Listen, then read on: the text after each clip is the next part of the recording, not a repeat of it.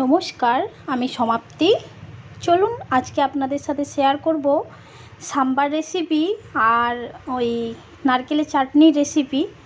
প্রথমেই আমি এই যে প্রেসার কুকারে সাম্বারটা বানাবো, ওই জন্য দিয়ে দিলাম অল্প সাদা তেল, তার সাথে দিয়ে দিলাম একটু জিরে ফোড়নে আর একটু মেথি, তারপরে দিয়ে দিলাম আমি কেটে রাখা সবজিগুলো। সবজির মধ্যে আমি আজকে দিয়েছি একটু বেগুন, আলু, পেঁয়াজ, আপনারা চাইলে গাজর, বিনস, এটার সঙ্গে কাঁচা লঙ্কাও দিতে পারেন। আমি যেহেতু ঝালটা কম দেবো ওই জন্য কাঁচা লঙ্কাটা এটার সাথে দিইনি।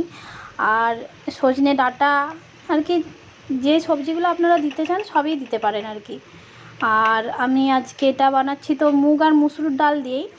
আর এখানে যেটা বানাই সেটা ওই অড়হর ডাল দিয়ে বানাই, কিন্তু মুগ মুসুরি এটা দিয়েও বানালেও একদম একই টেস্ট হয়, কোনো টেস্টের কোনো হেরফের হয় না।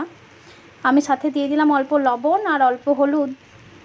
এরপর এটা একটু ভালো করে কষিয়ে নেব, তারপরে দিয়ে দেব জল, পরিমাণ মতো জল দেব, মানে যাতে খুব কমও না হয় আবার খুব বেশিও যাতে না হয়ে যায়। একটু আগে ভালো করে এটা ভেজে নিই, জলটা শুকিয়ে শুকিয়ে আসলে তারপরে দিয়ে দেব আবার জল। চলুন, এটা হয়ে গিয়েছে। এরপর আমি এটাতে দিয়ে দেব একটু জল, দিয়ে ঢাকনা লাগিয়ে এখন কম আছে, মানে একদম গ্যাসের ফ্লেমটাকে কমিয়ে দিয়ে কম আছে আমি 4টে সিটি দিয়ে নেব, যাতে আর কি এই সবজিগুলো ভালো করে সেদ্ধ হয়ে যায় আর ডালটাও যাতে ভালো করে একদম গলে যায় আর কি সেদ্ধ হয়ে। চলুন, বসিয়ে দিয়েছি এদিকে, ততক্ষণ এটা সিটি পড়তে থাক। আর এদিকে এটা হতে হতে ততক্ষণে আমি বানিয়ে নিই নারকেলের চাটনিটা। এখানে আমি নিয়ে নিয়েছি একটু নারকেল আর ছোটো ছোটো করে কেটে নিয়েছি, সাথে দিয়ে দিলাম একটু ছোলা আর দিলাম অল্প একটু আদা আর একটু তেঁতুল, দিয়ে দিলাম অল্প পরিমাণে লবণ। লবণটা কমই দেবেন, নারকেল চাটনি বেশি লবণ হলে আবার ভালো লাগে না। এরপরে আমি এটা একটা মিহি পেস্ট বানিয়ে নেব। তারপরে এটার জন্য একটা ফোড়নও বানাবো, আগে এটা করে নিই পেস্টটা। আমার এটা একটু মানে হয়ে গিয়েছে, ঘন হয়ে গিয়েছে, এটাতে আমি আর একটু জল মেশাবো। আর এদিকে ফোড়নে দিচ্ছি শুকনো লঙ্কা আর দিচ্ছি গোটা কালো সর্ষে আর দিয়ে দিলাম অল্প কারি পাতা। চলুন, ফোড়নটা ভালো করে ভাজা হয়ে গিয়েছে, এরপর আমি এই চাটনিটার ওপরে দিয়ে দেবো আর মিশিয়ে দেব, তাহলেই আমাদের রেডি হয়ে গেল নারকেলের চাটনি। এটা আর কি এখানের আর কি রেসিপি আর কি, এখানে যেরকম করে বানাই আমি সেরকম করেই বানালাম। চলুন ভালো করে এটা একবার মিশিয়ে নিই, দিয়ে এটা একদিকে রেখে দিই। তারপর আমি দেখি সাম্বারটা ওইদিকে কী হলো, সেদ্ধ আরও হয়েছে নাকি। ওইদিকে ভালো করে সেদ্ধ হয়ে গিয়েছে সব, আমি একটু ম্যাশও করে নিলাম।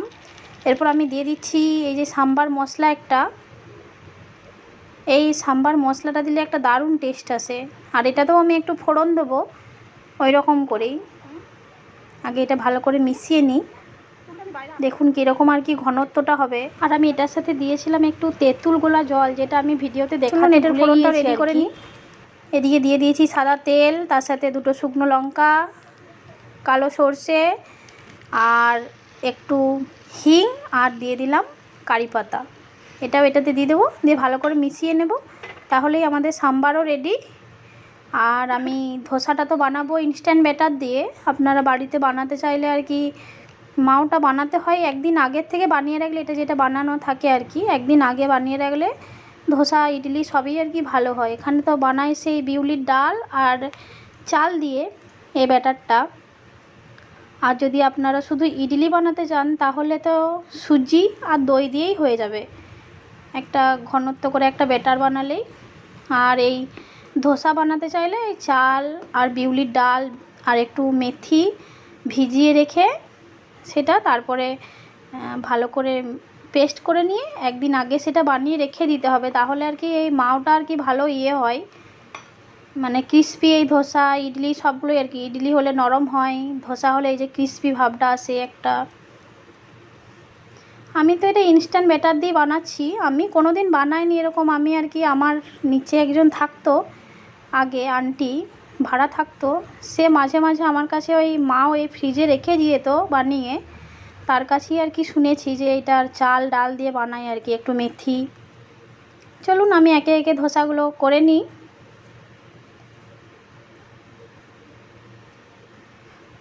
ধোসাগুলো ভেজে পরে তারপরে খাবারও খেয়ে নিই।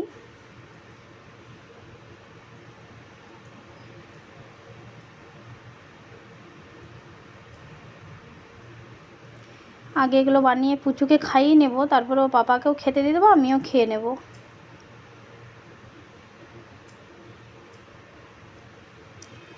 এই যে আমার ধোসা বানানো হয়ে গিয়েছে।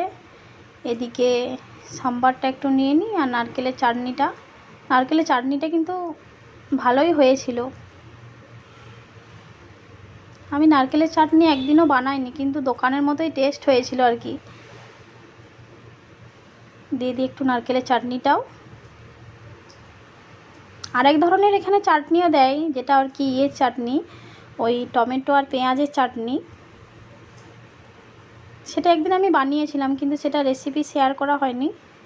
চলুন খেয়ে নিই তাহলে। আর আজকের ভিডিওটা এখানেই শেষ করছি। সবাই ভালো থাকবেন, সুস্থ থাকবেন। ভিডিওটা ভালো লাগলে একটা লাইক করে দেবেন।